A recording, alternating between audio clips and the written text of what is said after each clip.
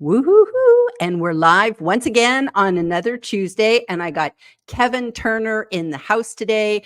And we have a very cool topic to talk about today. But before we get into our topic, Kevin, can you please go ahead and tell people who you are and what you do? And then we will get stuck in.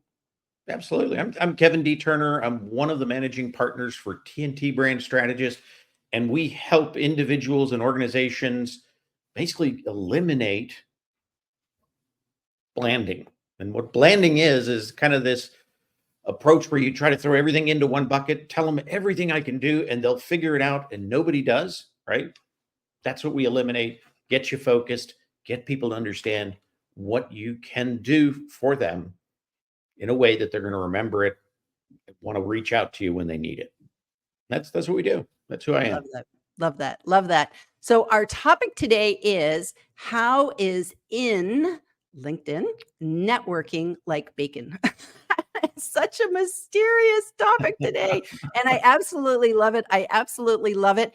And so we're just going to get stuck in. So ta-da, Kevin, why don't you answer the question? Why are these like that? Why is it like the that? first thing I got to do is full disclosure. I'm completely a baconite, both in food and networking. So, which also doesn't answer any questions, does it? But basically, if we really look at LinkedIn, we have to kind of step back to get the story that inspired LinkedIn. We all know we can come here and we can network. We can meet people all over the world. We can build relationships.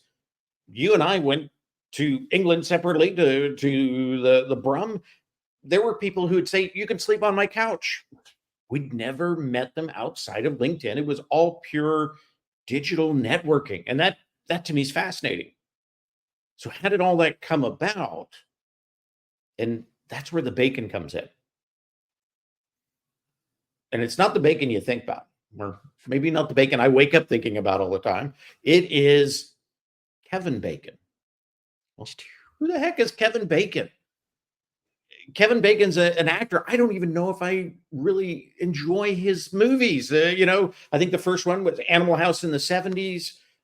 He got into Footloose, Tremors. He's done JFK. He's actually done 175 movies since Animal House. And you think about that, that takes a lot of work. What he was famous for in Hollywood was introducing people. If he was in a movie and he thought somebody else was a perfect fit for that next movie, he would introduce them. And he was so gracious in his introductions, in his networking with other people, that they would remember him and they would reciprocate. Like, hey, Kevin, I've got another opportunity I didn't take. Maybe it was perfect for you, or why don't you come along with me in this production? And that's how he went from this, just a few, movies at the beginning to 175 plus movies. That's an incredible career. There's nobody else out there who can challenge it. And his reputation in Hollywood became, if you need to know somebody or know somebody who knows somebody, you got to talk to Kevin Bacon. And, this concept of 6 degrees of separation basically means within 6 handshakes, you can meet anybody in the world. That is fascinating. If you have the right handshakes, it might even take 1 or 2. And it was so interesting that there was a group of individuals who were actually game creators. And this was in the 90s. They said, you know what? We've heard about Kevin Bacon's reputation and how he networks his way into movies, gets other people into movies, and they remember him, how all that works. Let's create a game based on that. Who does Kevin Bacon know, or who does he know who knows the people that we want to know? And that became that basic game. It's a parlor game, right? You go to a bar and you play it against other people. And the concept is, if you wanted to know Zoe Deschanel, right? And you start with Kevin Bacon. he has basically 6 degrees to get there. But if you wanted to, let's say, no, of course, this would be a little more difficult. Elvis Presley, because Elvis is not quite around anymore, but that's actually only a 2-degree separation between he and Elvis Presley, because Elvis Presley, in The Change of Habits, the movie in 1968, he worked with Ed Asner. Ed Asner was the newscaster, did that crazy show in the 70s as well. And Kevin Bacon worked with Ed Asner in JFK in 91. Mm. So there's only 2 levels of connectivity, 2 handshakes, 2 degrees to make that connection. Now, I don't know if Elvis would respond if he did make the connection, but who knows? There's still that rumor he's still running around Vegas, right? You've seen him. You live there. So that to me is just incredible. And a lot of people got caught up in this game. I never did, because my movie knowledge isn't that good. Although I enjoy them. There are people, I know Jeff Young, what does he have? Like 30,000 movies? It's the amazing theater in his house. He's lasers and DVDs and all sorts of stuff, even VHS. He's got an incredible stock. He's one of these guys who could play this game and be the shortest connection there. And that's how you win in the 6 degrees of Kevin Bacon. If I had to get to Zooey Deschanel, if I could get there in 2 moves from Kevin Bacon, I would beat your 6 moves and I would win that round, right? And so that's kind of how it's all set up. It's kind of that way in real life. Mm. If I was networking to get a position at a company, or to get a sale, right? Or to make a best friend, the fewer connections I have to go through to get there, the easier it is, right? The less work it is potentially. And that's really what we want to kind of scope towards when we're doing these things. We're naturally like to save a little bit of time, right? A little bit of effort. And so the shorter connections are the way there. And that to me was kind of interesting. But the thing that I think is most enjoyable is there was one individual out in California who was crazy about this game, was showing up at bars, playing it all the time, as it's rumored. And that was Reid Hoffman. So Reid Hoffman in the 90s was getting involved in this thing and thinking, wow, I get the whole networking piece. I see how this works. I see how the reciprocity component works. I see how the 6 degrees of separation work. And it got him thinking. He started looking into, how do I basically take that whole networking concept and create a business? He almost ran into a dead end because an individual had actually patented 6 degrees of separation to create a database platform based on networking. And then how do you monetize that? That was already created and already owned. Well, that individual's overall plan, when they put their business out, didn't quite actually work the way it should. He was kind of underfunded and it was a little goofy. I won't go into the names. So the patent went up for sale. Mm. And this is kind of, if you follow that QR code, you can get in. This is like a 30-page patent. It gets really geeky, but it really tells how you do this. And this individual also played the same game who created the patent. Well, Reid Hoffman had to have it.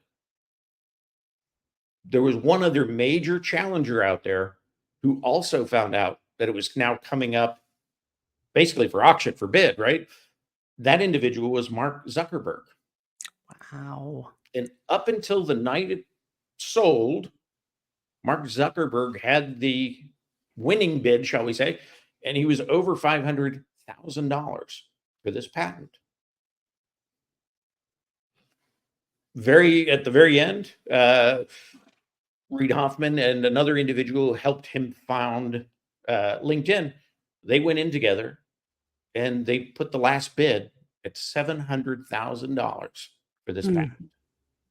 You think that's almost $1 million, right? What a risk. You do that if you don't truly believe in networking and you saw the power and the value. And that's sometimes games teach us things in life, right? Monopoly and chess and all these things, how to make moves, how to make things happen. This was the game that taught us how to network and how reciprocity comes back to us. And to me, that is the biggest value on LinkedIn. I get excited about it. I live for it. I was for many, many years an international traveler. I've done business in 140 countries. I started using LinkedIn back in '05, which was only a few years after they launched. And I was under 2 million people. Now we're at 1 billion. That's incredible. Mm. So I'm buying into it. I get the value of it. And I love the networking piece. And if you're there and you only think networking is for when I need a job, Mm. you're losing the biggest opportunity. And that is the momentum you build when you always network. When you always network, often the job never leaves you because the next one's there and available, right? And you have people you can talk to. They're going to bring it to you. When you always network, things like I didn't hit my sales quota never happen, right? Or I didn't get to this. It doesn't happen because you keep that networking going, and it always brings opportunity to you as long as you are helping others in the process and thinking about that reciprocity component. Mm. That Mm. is that old concept of givers gain 10x. Yep. This type of networking is just that. And to me, that's why we love bacon, right? Right. Exactly. Exactly. So, of course, the first question that comes to mind, Kevin, is okay, 6 degrees of separation, 6 degrees of Kevin Bacon, 6 degrees of LinkedIn. Why did Reed cut us off at 3? So, how does that happen? And that is just them being brilliant in the business model. So if you start this database, then yeah, it started with a couple hundred people being invited, right? Come on in, hang out with a couple hundred people and bring your friends, right? That's how it started. And they brought their friends and they brought their friends all the way out to the 6 degrees it started to fill. Well, to make money on that, which Mm. everybody in California wants to make money on their high tech stuff, right? To make money, of course, we all do, really. To make money, you had to then say, well, you can have a piece of the database, but you can't have it all. Mm. Now, if you think about a LinkedIn profile, right? It's basically a resume. Mm. Talks about us, got a picture of us, got our contact in there, tells us what value we bring to the table, recaps our experiences, maybe even our, volunteering, everything else, our certificates, our education. It is a resume. And believe it or not, LinkedIn coded it as a resume. So when you go to, let's say, print my file as a PDF, right? Mhm. My profile, it says print my profile, or it says resume in that process. The Hmm. coding within the system identifies the profile as a resume. Hmm. So now at this point, we've got 1 billion resumes out there. Who wants access to 1 billion resumes? Recruiters, right? Decision makers, anybody who wants to get somewhere to someone within the process will pay for that. And recruiters was the initial concept, and they are now 65% of LinkedIn's annual revenue. And I think the revenue now is targeting to come in somewhere around $17 billion. So $11 billion is recruiter. And it's not cheap. It's not cheap. Absolutely not. I think it's close to $900 a month. Oof. You can get the light version, but then you're going to get a little less. But that's where that comes in. That's why they cut you off at 3. Okay. So if I've got 6 degrees in a database, but I only let you see up to the 3rd, and technically the 3rd, I don't let you see very much at all. Really, for the most part, is to the 2nd, but they say to the 3rd. That's so I can either sell the other 3 to you or you to the other 3. Mm. Well, a recruiter or decision maker or anybody else buying into this, saying, I will pay to get the whole database access. They can't download it. That's why you can't download things off LinkedIn. People do scrape, and they're not supposed to. That's against the rules. But that's the concept. If I then create this barrier where if you want all of it, you got to pay for it, I can now have a platform that a lot of social good can happen on, a lot of opportunity to grow, to share, to do all these kind of things, and I can make money. LinkedIn is the first social media platform. It's the only one as well that's been wildly profitable since year one. Mm. It took Facebook 20 years to make $1. Wow.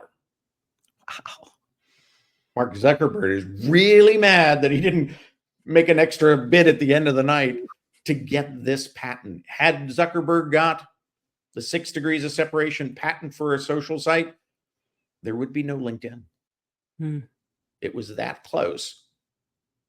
And they mustered, Reed again, joined with another individual to get those funds ready to buy this in and make it happen. So I'm really appreciative they did. Wow. Wow. What a success story. So that's pretty amazing. So speaking of network, we're going to come back and do some more of this. But speaking of network, let's go ahead and bring in some of our network who are joining us today. And of course, we have Jeff Young, who always likes bacon. Is it because networking on LinkedIn tastes so great? So that's sweet. That's sweet. And he says, Gillian and Kevin, bring on the bacon popcorn and LinkedIn tips. And, we love the Mary bacon. Wu's got some of that, I understand, in the front row. Yes, here she is. Here she is. She's dropping off the bacon popcorn, and she'll be on Team Replay this week. Okay, well, keep that popcorn We're still eating all fresh. the popcorn then. Yes, and we're just going to keep going. Jeff and Mary Wu are having a conversation. Mindy Stern says, "Woo, who's excited to get started?" And we hope you are excited, because this is just kind of gives us a great overview. And to be honest with you, we could talk for an hour just on the whole Kevin Bacon part of it, but bringing it into LinkedIn, that's what we wanted to do, and just talk about how one thing turns to another. Yes, Jeff says yes, and always ready for new tips, says Mindy. Tina Jarvett, great example of a recruiter, and Tina did a fabulous presentation at Uplift Live about being a recruiter and all she can see. So Kevin, as a recruiter, she can see the whole pop, correct? Because she paid the big bucks for the whole thing. Paying the full whatever it is. I don't know what it is in Belgium. Here it's close to $900 a month. She's paying that, so she's getting everything that she wants to get. And again, you can't download it per se. You get access to it. Wow. And you can work with it within LinkedIn, the system. Wow. Yeah. And it's a whole different database. Like, that was what was really interesting, is seeing it from a recruiter's perspective. You see LinkedIn differently, and it was very enlightening to see that. And that's a topic for a whole other yes live, isn't it? Yes. So Robert says, ooh, what a hook line. So he likes that. So we obviously have people here for the bacon, and our lovely friend Debbie, we are all baconites. So yes. that's really good. And I'll throw one more in. G says, hi all. G turning in, psyched for bacon, which I insist should be its own food group. So yes, I so agree. I love bacon, and I'm not even supposed to eat bacon, but I don't care. I like it anyways. So Kevin, going back to some of the stuff that we were talking about. So why can we can only go so far down, right? Mm-hmm. So we're getting cut off at level 3. So we don't get the full 6. So we can't be as good as Kevin Bacon.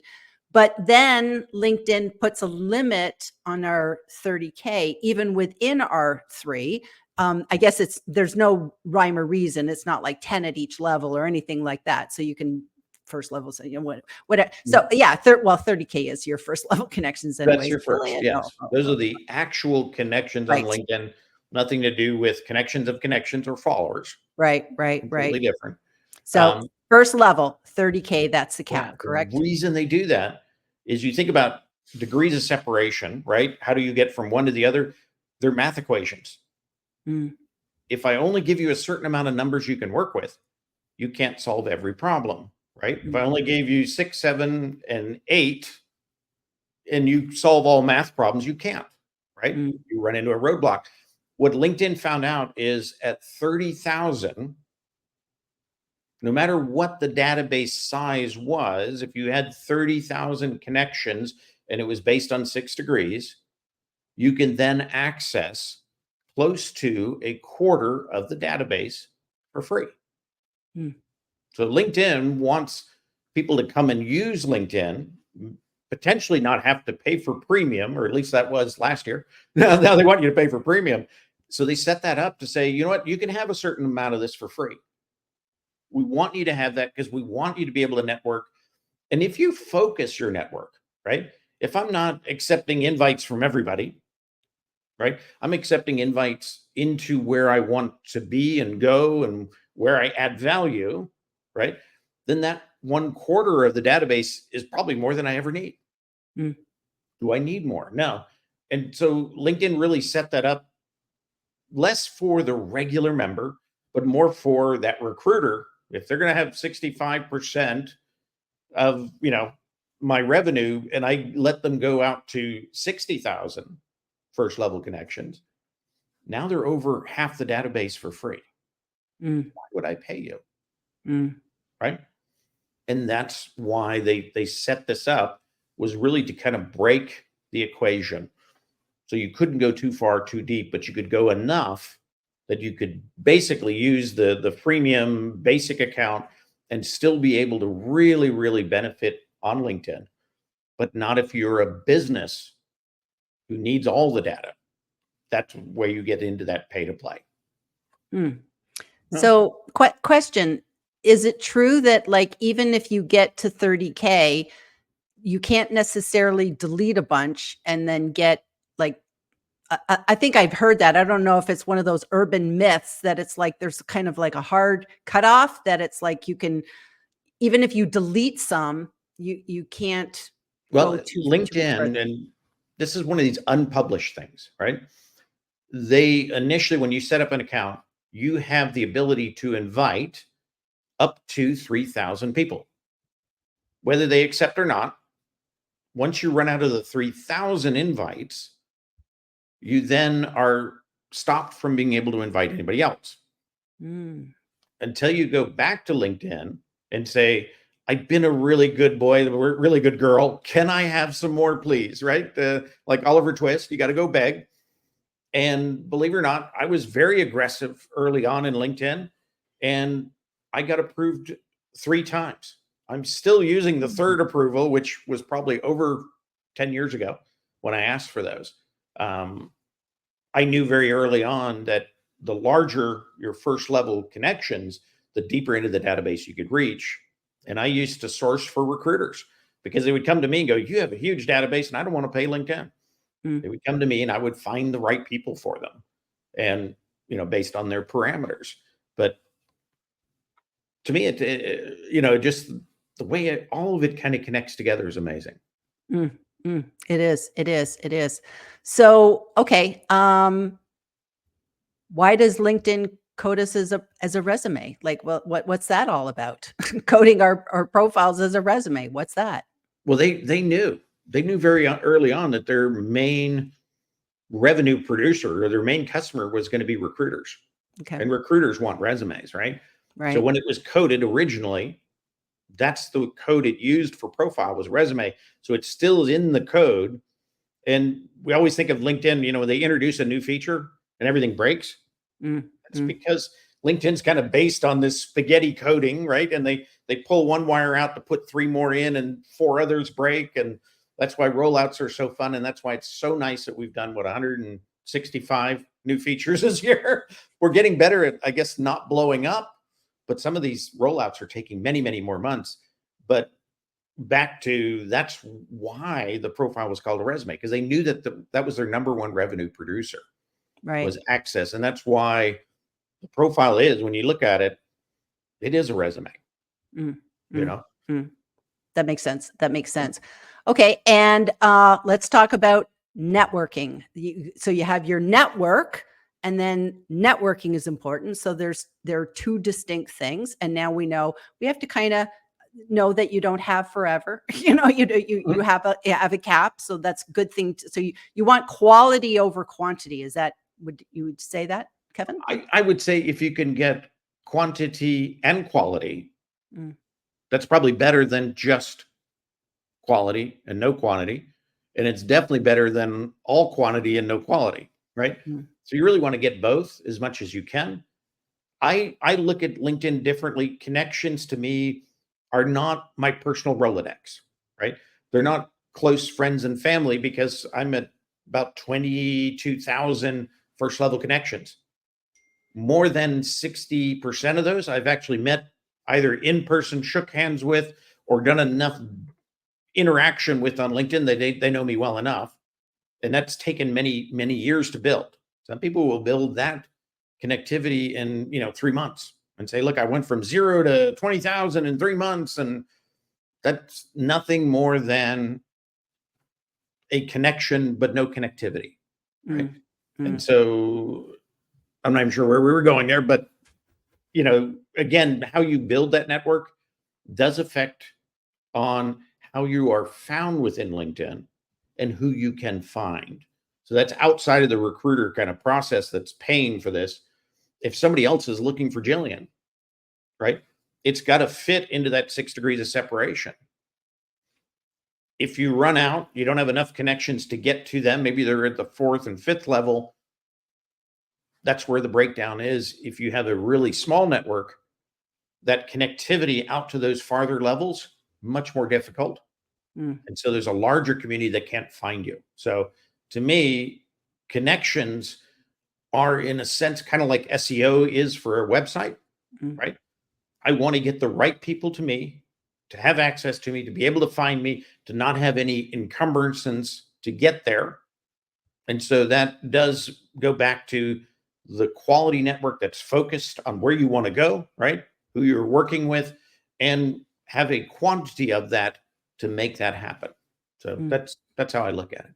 I like that. I like that. Okay, so let's take a few more comments. I'm going to pop over to our comments. And okay, so we have Debbie, who is in Florida. She's joining us. We have somebody else in Florida, LinkedIn user. Sorry. I don't know. Oh, Tina thinks the whole thing is hilarious. She's loving it. Yes, for Footloose. So I guess people are like, they're loving Kevin Bacon because he's been in so many. And look at this. She says, you are both welcome to come sleep on my couch anytime. Yeah. And that's an amazing thing that the connections can bring into. Not at the same time, though. Yes. We'd like totally take over Tina's house, and of course, then we'd bring our spouses with us, so there'd be 4 of us all fighting for one couch at Tina's house. That would be a big Belgium, couch in Belgium. So Robert says Saskatchewan has 2 degrees of separation. I've actually lived in I know what he's saying. Like when you live in a small place, and it makes you very cautious. I lived in a little teeny town in northern Utah once, and it was a college town. And literally, yes, we were all 2 degrees of separation in our town, maybe 3, but mostly 2. And you have to be very careful. You don't talk about people. You have to be so careful. I grew up like that. You didn't worry about the police calling your parents. You worried about who knew who and said, I just saw your son doing blah, blah, blah, blah, blah. Yes. And that telephone line was lighting up. Yep.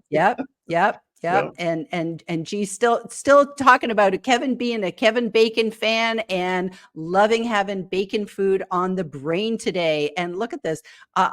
Robert says, I'll take a bacon maple bar, please. So people are just going crazy. What did G say about the Kevin Bacon, Ed Asner, Elvis Presley example is slick? A little bit of trivia I never knew. And there's actually a website called the Oracle of Kevin Bacon, or the Oracle of 6 Degrees or something like that. And you can go in and just type anybody you want, and it shows you, the link. And what's amazing is how many people are usually only 2 or 3 degrees. Like there's not a lot of examples of 6.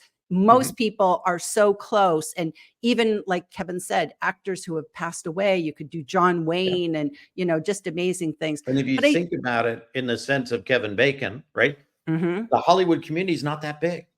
No. But because he did so many movies and he did so many introductions and favors in the process, he had a large network within that Hollywood community, right? So it was focused, Hollywood. and it was large because of all the movies he had done, all the connections he had made.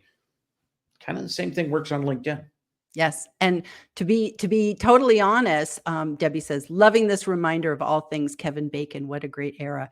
To be honest, Kevin, it almost makes me think you're like the Kevin Bacon of LinkedIn because it's like, you think about it, you have all these connections and you have a really, really big network because so many of us, our network is, one size, but then we actually only connect with a few people. I know I do, but you actually connect with a lot of people. So literally you are the Kevin Bacon of LinkedIn that we could sit here and play the game. And it's like, okay, how many is so-and-so away from on Kevin D. Turner on LinkedIn? Well, I was on a live that I would call host loose, right? Where the host just left me out there on the live. So host loose, maybe that's my movie.